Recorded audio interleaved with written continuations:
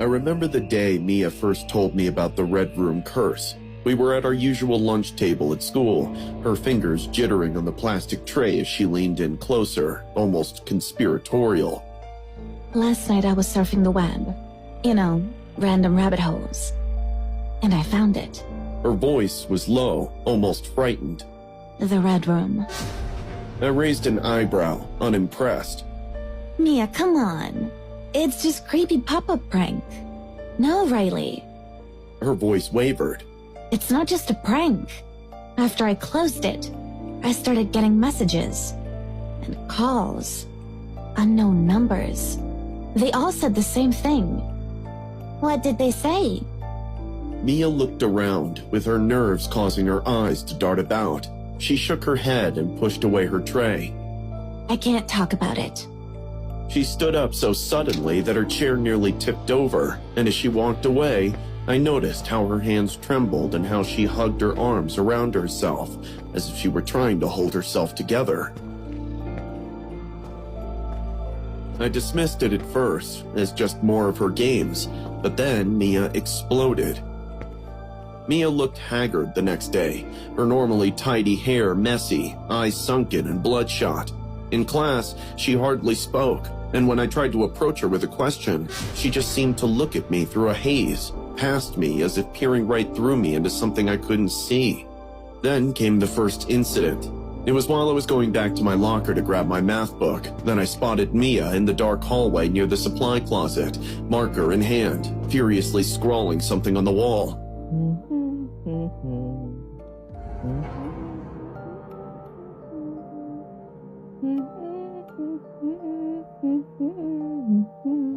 I took a step closer, heart pounding. On the wall, she wrote, "I'm cursed," over and over again in thick, jagged letters with nearly half the wall covered. Mia?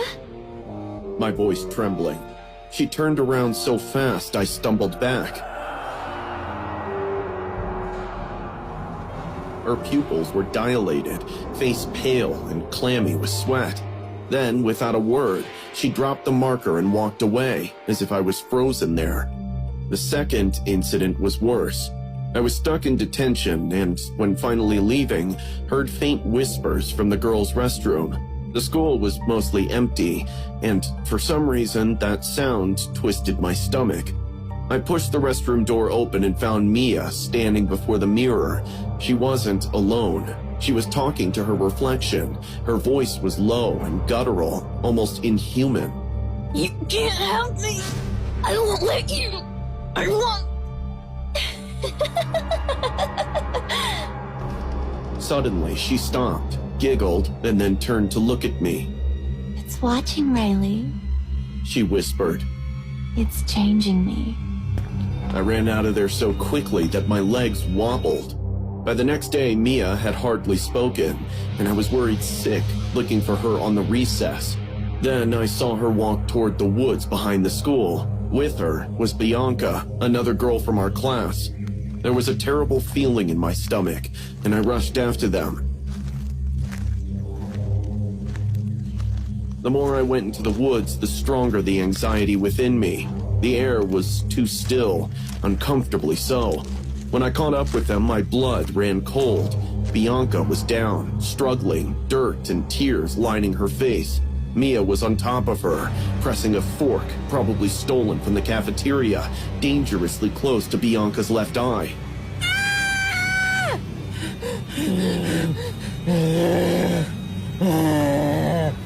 Mia!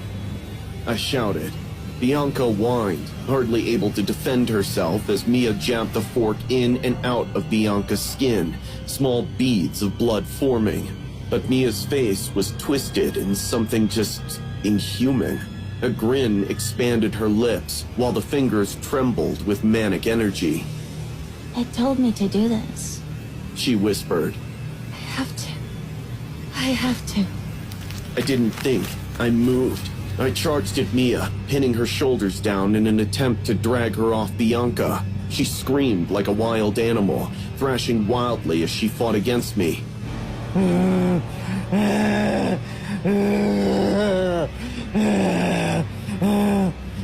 Bianca rolled away, straight away holding her face and sobbing.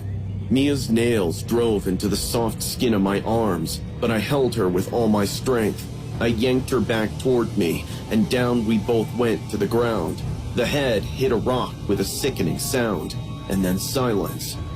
Mia lay unmoving. Her chest barely rose and fell as she breathed shallowly. Blood from the back of her head flowed freely.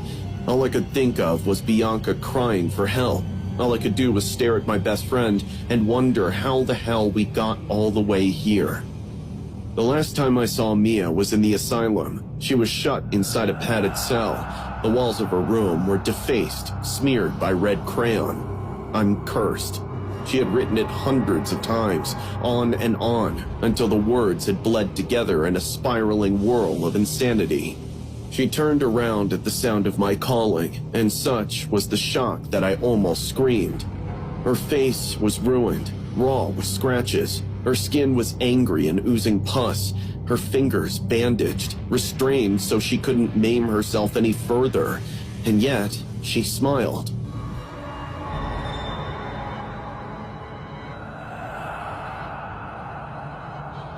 Riley. She cooed, syrupy sweet. With a little giggle, she came right next to me. Then she bent close, breath against my ear. Don't go to the Red Room, Riles.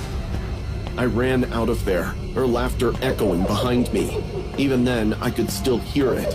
Sometimes, late at night, I received text messages on my phone from an anonymous number. All say the same thing. Do you like the Red Room?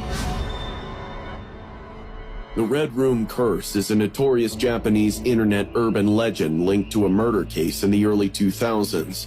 According to the legend, users who stumbled upon a mysterious pop-up asking, "Do you like the Red Room?" become cursed.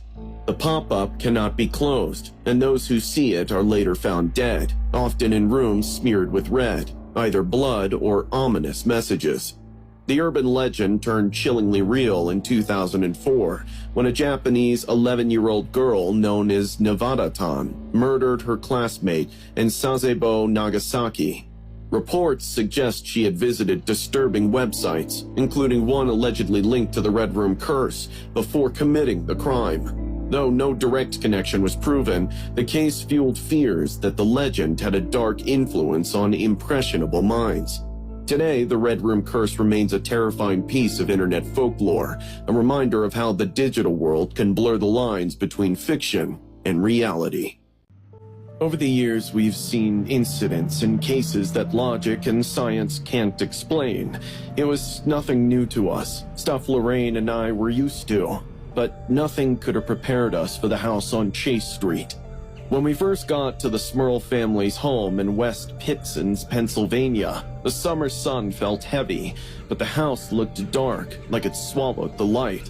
The porch steps groaned like bones breaking. The paint was peeling, and the windows were covered in a greasy film. Even the grass around the house was dead, like the ground itself was poisoned. Lorraine grabbed my arm so tight it hurt. Her face turned white. Ed, She whispered. it's everywhere here. The smell hit me next. Rotten meat and burnt hair, but weirdly sweet, like old candy. Inside, the walls seemed to move, like they were breathing. Jack and Janet Smurl stood in the hallway, their eyes hollow, hands shaking. Their 4 girls hid behind them, too scared to speak. Upstairs, Jack's parents barely left their room. It gets worse when it's dark. Janet said, her voice cracking. It touches us. Jack rolled up his sleeve to show bruises shaped like long fingers. "It grabbed my ankle and dragged me off the bed," he said. Left these marks. Janet lifted her shirt. 4 deep cuts ran down her back, the skin black and wet. They won't heal. They just leak. The kids' stories were worse. The youngest, Heather, woke up screaming about a man with no face who pinched their toes. Twins Mary and Laura drew pictures of a shadow that licked the windows, leaving greasy streaks. The oldest, Susan, said her closet door would creak open at night, and she'd hear something scratching the floor, getting closer to her bed. That night, we set up cameras and tape recorders. Lorraine sat on the floor, holding her cross, her eyes closed like she was listening for something. Midnight came. The house got too quiet. Then, a growl. Not a dog, not a person. Something deeper, meaner. The room turned freezing cold. Our breath turned to fog. The growl became a crash, walls shaking, doors slamming. Something heavy ran down the hall towards us. Thud, thud, thud. Each step makes the floorboards crack. Above us, the ceiling creaked like something was crawling up there, claws scratching the plaster. Then, a scream. Jack's mom.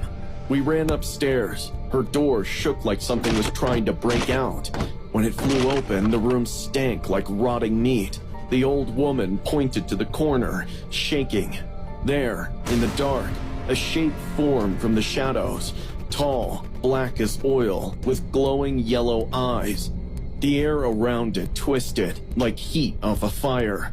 Lorraine jumped in front of me as it lunged. Then, it broke apart into flies that dropped dead on the floor. The next few days were hell. Jack got thrown into a dresser by nothing, his ribs cracking. Janet's hair got yanked so hard her neck snapped back, and she felt hot breath on her ear growled. Mine. The kids' toys moved by themselves. Dolls with melted faces crawled up the stairs, and a rocking horse smashed itself to pieces. One night, the kitchen faucet turned on by itself, spewing black water that smelled like sewage. The thing got stronger. Lorraine saw it crawl on the ceiling like a spider, legs bending wrong. Black mold spread on the walls, making evil markings, upside-down crosses, symbols like goat heads. Mirrors exploded, glass shards making patterns that hurt to look at. The walls leaked black slime that burned skin and made the kids puke. One night, Lorraine told me what she felt during her trance. It's not just one ghost, Ed. It's hundreds, trapped here, turning into something hungry. She shook, describing a pit full of screaming people, all stuck together, rotting. We called Father Dylan, an old priest who'd done exorcisms before. He walked in and froze.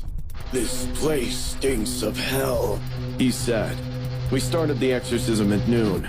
The priest shouted prayers, but the house fought back. Floorboards shot nails up like spikes. The Bible caught fire. A chandelier fell, almost hitting him. He kept going, splashing holy water that hissed on the walls. Then, silence. For a second, we thought we won. The laughs started low, like a sick joke. The walls bulged, shapes pressing against them, hands, faces, all trying to break through. Father Dylan's nose bled. "It's not leaving!" he yelled. Then, a cut opened on his cheek like a knife slashed him. That night, the thing went wild. Jack woke up, unable to move, something crushing his chest. Janet floated off her bed, her back bending until it snapped before she dropped to the floor. In the girls' room, Heather's teddy bear exploded, spitting out maggots that crawled into their ears. The whole time, a voice boomed, a mix of screams and growls.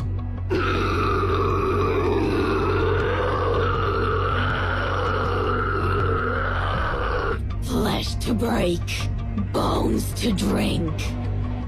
We ran at sunrise, the Smurls piling into our car with nothing but their clothes. But the darkness followed. In their new apartment, sinks spat black goo. Family photos burst into flames. Heather's reflection in the mirror moved on its own, mouthing words that made her stop talking for weeks. One night, Jack's dad woke up to find his pillow soaked in blood, though he had no wounds. The TV would turn on by itself, showing static with glowing eyes in the center. It took 3 years of prayers, charms, and sleepless nights for the hauntings to fade. The Smurls moved again and changed their phone numbers, but they still jumped at every noise. The house on Chase Street is still there. New owners painted it yellow, but no one lived there long. Neighbors hear things, kids laughing, then screaming, a low growl in the dark saying, "More!" Sometimes at midnight, the streetlights flicker out, and the house seems to grow taller, leaning over the sidewalk like it's watching. Not all hauntings can be cleansed. Not all demons can be cast out. Some just wait in the dark, getting hungrier. In the 1970s and 80s, the Smurl family experienced one of the most violent hauntings ever documented. After moving into their home, they were tormented by a demonic entity. The activity included foul odors and dark shadows creeping along the walls, loud banging and growling sounds at night, family members being levitated and scratched, a dark shadowy figure dragging one family member across the bed. The Smurls sought help from Ed and Lorraine Warren, who confirmed demonic activity. Exorcisms were performed, but the family eventually moved to escape. I'd never been a believer of ghosts at any rate, but after my brother, Ren, died in that tragic car accident, I would have done anything to hear his voice one more time. Anything. That was how I found myself standing at the gates of Hachioji Cemetery, glancing at the damn phone booth I had previously spied on a late-night YouTube video. The grainy footage of some guy picking up the receiver with a shaking voice and muttering things about whispers, breathing, and voices calling his name. Some said the booth was haunted by a lady in white, while others claimed the dead could speak through it. I cared not about the myths. All I wanted was to speak to my brother. It was almost midnight. The air was heavy with the scent of damp earth, which made the cold wind rustle through the trees and creak the branches like old bones. My hands began to tremor as I stumbled forward. Each step crunched on the gravel. Behind the glass panels, which were blurred from condensation, the booth looked vintage, streaked with something too much like fingerprints from inside. My stomach twisted. I inhaled deeply and pushed open the door. It creaked loudly, as if in protest against my presence. Inside was air that felt different, heavier with a compound of mildew and something metallic like rust or dried blood. My heartbeat raced as I picked the black receiver up. The line was dead. For a moment, there I was sitting, holding the phone and feeling absolutely silly about it. Surely this was no reality. The grief had driven me to such lengths where I got desperate enough to chase ghost stories. I would almost have laughed at myself when, all of a sudden, the static crackled. I froze. The half-familiar voice that came through was all but inaudible, just a thin breath of sound. My heart surged into my mouth. "Brent?" I whispered. Silence. Breathing, slow and labored. Some presence at the end. "Ren, it's me, Kylo. Are you there? Can you hear me?" It was static again, and then a voice that barely reached my ears was distorted, as if coming from the depths of the ocean. "Kylo." There was no mistaking it. That was him, twisted, stretched out, if one may think to measure it. "Ren? Ren, is that you? Where are you?" My fingers gripped the receiver tighter. It started with whispers, louder, more voices overlapping each other, urgently desperate. I couldn't tell what they were saying. Very unexplained fear coursed through my veins. Then, amid static, one phrase broke through. It was clear and incomprehensibly succinct. "Turn around." I sucked in my breath. My scalp tingled. I didn't want to. I couldn't. But there was some undeniable force within me, some primal, unreasonable terror. The cemetery trailed behind, headstones jutting out from the earth like jagged teeth. The trees swayed in the wind, their shadows shifted in length, and then I saw her. A woman in a flowing white dress stood not far from the graves and had her back toward me. Her hair covered her face, long and dark. My body was paralyzed. Everything screamed for me to run, but my feet just kept standing. The phone was still against my ear. All the whispers turned into shrill, unnatural wailings. The woman jerked. I dropped the receiver, the glass panels of the booth rattling violently as if something had been thrown against them from inside. I stumbled back, my breath coming in quick and shallow gasps. The woman turned. Her face, her eyeballs were dangling from her eye socket, almost touching her cheeks. Her mouth was stretched to an unnatural width, lips pulling back to expose teeth too sharp, too many. She pounced. I fell backward onto the gravel, shaking as she screeched, shattered air with her piercing high voices. The world around me blurred, my heartbeat pounded heavily in my ears. And then, she was gone. The booth was now silent, with the receiver dangling from its cord back and forth. The thudding in my chest sped up as I quickly stood up. The whispers receded, the winds abated. I was never alone again. A voice from behind me, familiar and broken. "Kylo, why didn't you save me?" I turned to see my brother, the body torn and tattered by the crash. He had no more eye sockets. Nothing. Darkness. When I opened my eyes, I was gasping for breath like I had just finished a 5-mile sprint. Broken was how I felt. A stench of decay permeated the air. It felt like the walls were closing in on me. My heart began to race when I realized I was trapped inside the booth. The door was locked. The receiver dangled, limp from its cord, as if it had just been used. I gathered every bit of strength to stand and slowly attempt to push against the door. It wouldn't budge. At that moment, I began to feel the first touches of panic. "No, no, no!" I cried out in disbelief, pounding with fists against the glass. And just then, the lady in white stood outside the door. This time, though, she was not far away.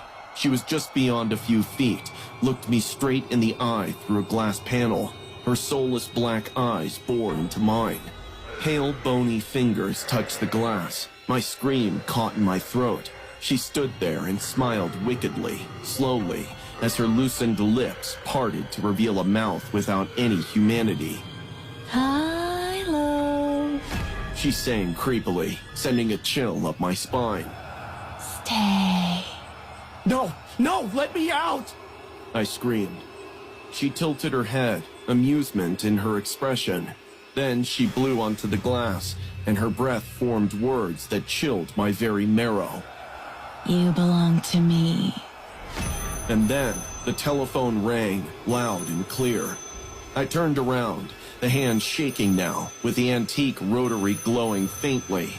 The number blurred in front of me as if the wild had moved closer. Written on the receiver, Kylo scratched as if done with a fingernail. I draw a breath. With shaking fingers, I turned back to the woman in white. She was gone. Some kind of omen insidiously crept into my mind, saying that I was nowhere close to being alone. The ringing stopped. Then the receiver lifted, slowly, on its own. And the voice at the other end was no longer a whisper. It was clear now, familiar. "Kylo." And now it was Ren's voice, no longer warped. It was soft. It was broken. "I need you to let go." Tears filled my eyes and started threatening to spill out. "Ren, I'm so sorry."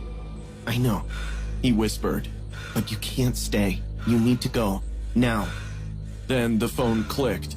The air shifted. The door swung open all by itself. I didn't hesitate this time. I was running now that I was free from the cemetery, burnt inside, inhaling air into my lungs.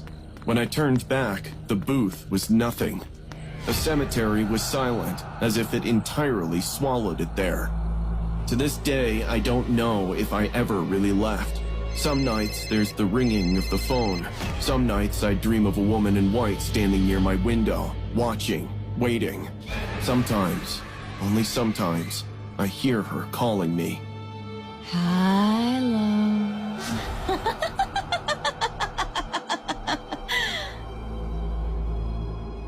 The Hachioji Cemetery phone booth case is a chilling urban legend from Japan. It revolves around a mysterious phone booth located in Tokyo's Hachioji Cemetery, where visitors reportedly receive eerie calls from unknown numbers. Some claim to hear whispers, static, or even voices of deceased loved ones on the line. According to legend, a woman once answered the ringing phone and was later found dead under unexplained circumstances. Paranormal enthusiasts believe the booth is a gateway between the living and the dead. Though no official records confirm the deaths, the unsettling stories persist, keeping the mystery alive.